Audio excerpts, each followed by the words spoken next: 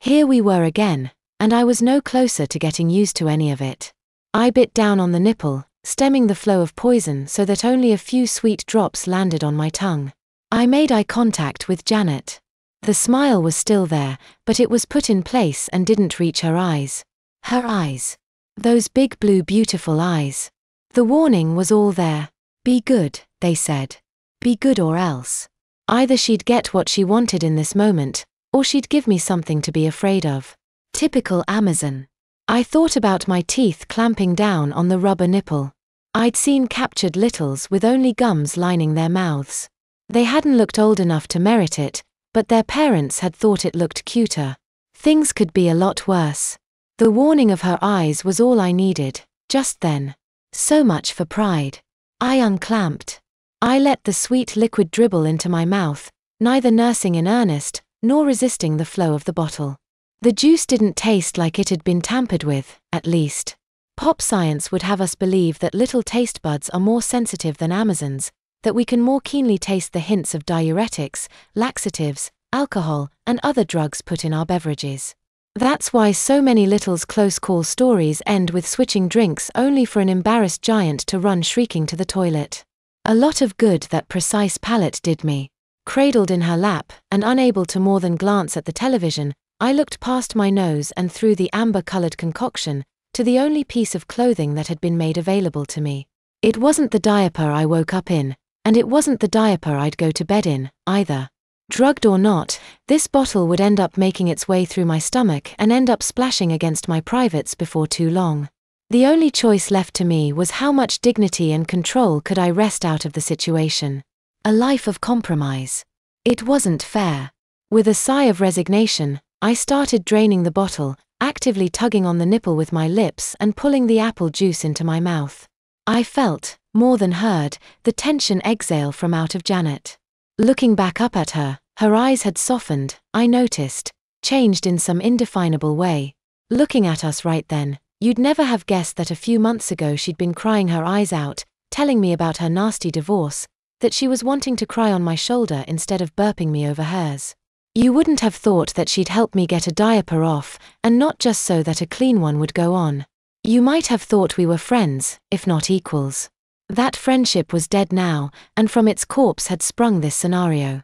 I had no desire to watch the Muffets, just then, but closing my eyes only made me more aware of every other sensation, the juice on my tongue and rubber on my lips. The body heat radiating out from Janet. The slow but steady ache of my bladder. The canned laughter from the TV. My own terrified and anxiety-riddled thoughts. Instead I stared up at the only other things left to me. Janet's eyes had shifted again, staring down intently at me. I reached up to try and grab the bottle, only to have my hands lightly brushed away. No, no, sweetie. Mommy's got it. Let Mommy do it. Please. That last word got my attention. There was a hint of desperation in that word. In her own way, she was asking for my consent. We just looked at each other while the television droned on in the background, trying to guess what the other might be thinking. Where had I seen that look before? I had seen Amazons stare at littles in a million intricate ways, but this wasn't one of them. Not quite. I'd seen a kind of greed when one saw a little they thought was particularly cute, been witness to a kind of hunger, waiting for an opportunity to present itself to snatch one up. The giants had a kind of petulant snottiness about them when the rare circumstance allowed a little or an in-betweener to upstage them, and a psychotic rage when they thought they were being defied. Naturally, there were also the flashes of manic, gleeful condescension, smug superiority whenever they spoke to a dolled-up diapered little, flashes I knew would become constant spotlights on me for the foreseeable future. This wasn't it, though. What it was, I didn't know. It didn't match the tired weariness or jaded bitterness of little eyes like I'd seen more than my fair share of yesterday, never mind the eyes in the mirror. Janet's were nothing like Cass's intense fuck me or fight me stares. I'd never seen anything like it. Whatever it was madness. All Amazons were at least a little crazy. The quiet slurping sounds were replaced with quiet as I sucked air, and Janet readjusted me to an upright position on her lap, gently patting my bare back. It's just apple juice, I said. I don't need to be dash. A loud belch rumbled out of me before I could finish my sentence. Damn it. Good baby. Before I could protest any further, the Muffy show had rolled its credits, and a new show had replaced it.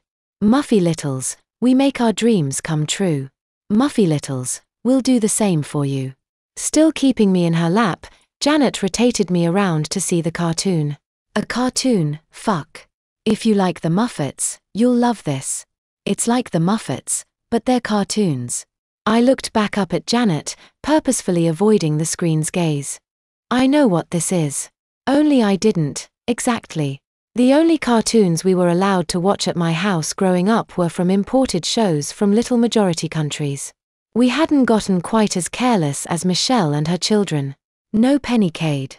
No C. Benedict Cucumber Batch. For my 5th birthday, my grandmother had gotten me one of the few safe cartoons. It was called Muffy Babies. Such a rare cartoon, a treasure from a foreign land.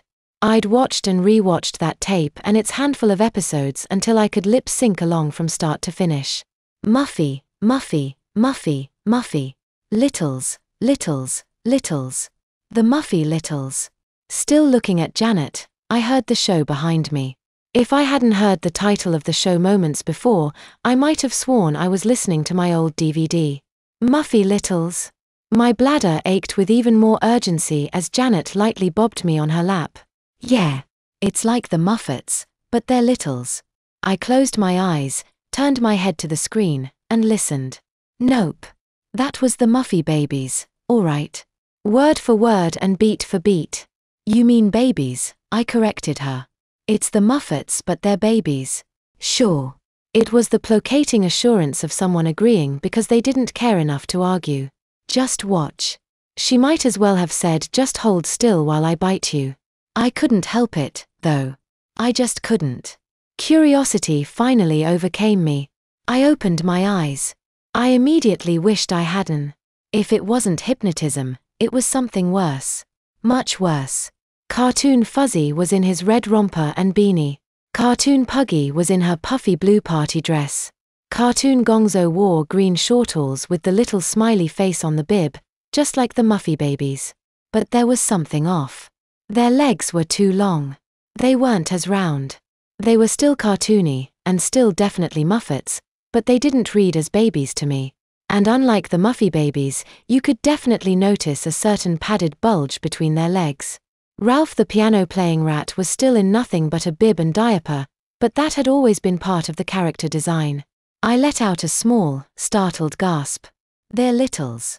Yeah. It's like you said. I glared up angrily at Janet. Not that she noticed, her eyes now fully watching the TV. I said Muffy Babies. Exactly. They're Muffets, but littles. Babies. Janet stared back down at me. She blinked. She opened her mouth. Then shut it. Then opened it again. Clark. The warning faded before she'd spoken it. Clark. She nudged me off her lap and turned me around so that we could properly stare at each other. She seemed to work something out in her head before speaking again. Most non-little babies can't talk that well. Can they? I opened my mouth. Then shut it. Then opened it again. They were supposed to be the Muffy Babies, weren't they? I went through every line of dialogue that I had unconsciously memorized decades ago. The recording from my childhood had said they were the Muffy Babies, but nowhere in the script had they ever referred to themselves as babies. They'd never even said their ages. I stood there, staring at Janet, still listening to Muffy Littles break out into song about how words could hurt. Was it possible that the only difference between the two cartoons was the animation? Was it really so purposefully vague? Why? Ding dong.